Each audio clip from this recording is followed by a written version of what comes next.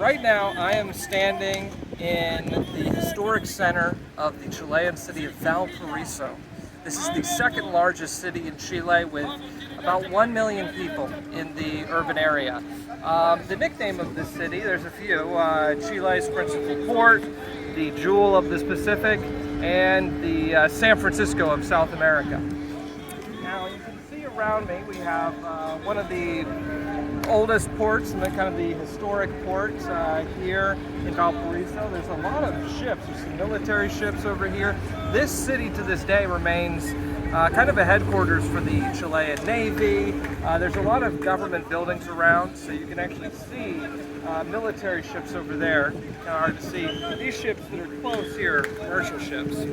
Now, you can see as well behind me that there's a series of hills that are heavily populated. They're completely covered in housing. Now, the flat land that we're on is actually reclaimed land. When this area was first settled, there was no flat land. It was all rugged, steep cliffs and hills crashing into the ocean.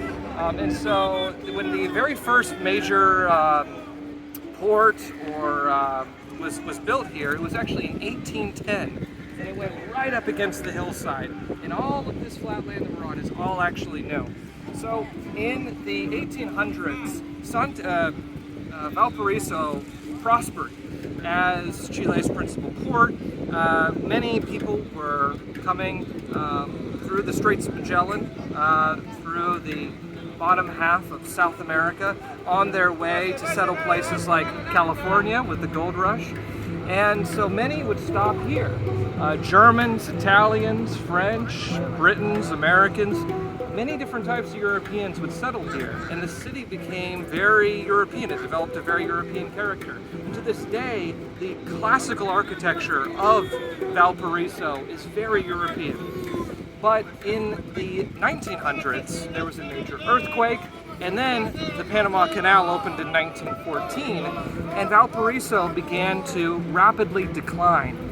Many of the Europeans moved away from Valparaiso while the Amerindians tended to stay. And so the demographics of the city rapidly changed as its economy began to rapidly decline. The city went into, in many ways, a state of disrepair, with many of the beautiful buildings that had been built in the 1800s falling apart.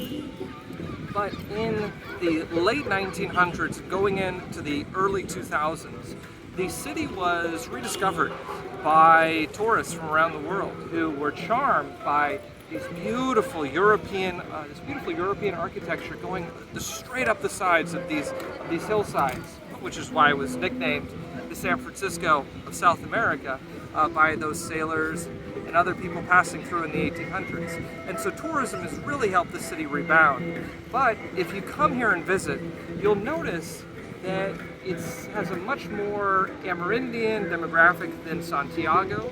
It's much poorer than Santiago. There's a lot more rundown areas. It's kind of fascinating. And actually, even with all of the port facilities that we see around us, Valparaiso is actually no longer Chile's principal port. That now belongs to San Antonio, which is something like 50 miles south of here. It has a better harbor, it was easier to construct. So that is now the largest port by tonnage in Chile. And so Valparaiso, in many ways, its star is kind of a city of faded glory.